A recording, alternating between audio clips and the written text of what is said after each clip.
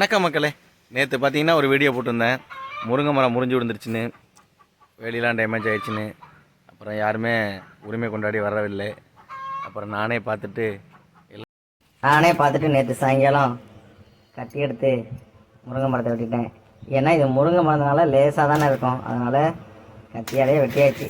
முடிஞ்ச அளவுக்கு சின்ன சின்ன கடையெல்லாம் கத்தியாலேயே வெட்டி கழித்து ஓரமாக போட்டுட்டு கிளியர் பண்ணிக்கிட்டு இருக்கேன். கிளியர் பண்ணி முடிச்சுட்டு அடுத்து வேலியை சரி பண்ணணும். அது எல்லாத்தையும் பெரிய பெரிய கலையெல்லாம் தூக்கி போட முடியுமான்னு தெரில, பார்ப்போம். முடிஞ்ச அளவுக்கு வெட்டிட்டு ஆளை வர சொல்லி எல்லாத்தையும் சரி பண்ண வேணும்.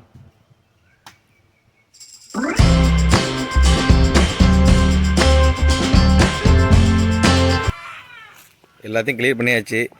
இன்னும் கொஞ்சம் மட்டும், இதை மட்டும்தான் கிளியர் பண்ணணும். வேலி டேமேஜ் ஆகிடுச்சு.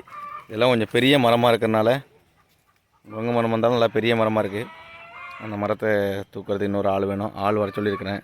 வந்ததுக்கு அப்புறம் தான் கிளியர் பண்ணணும். இது ஆட்டுக்கு நேற்று நல்லா தழையாயிடுச்சு. முருங்கை முறிஞ்சு விழுந்தாலும் ஆட்டுக்கு தழையாயிடுச்சு. இந்த மரத்தை எடுத்துகிட்டு மரத்தை நவுத்தி இந்த இடத்துல 2 மரமாக வச்சிடலான்ட்டு இருக்கேன். ஓகே, அடுத்த வீடியோவில் சந்திப்போம். நன்றி, வணக்கம்.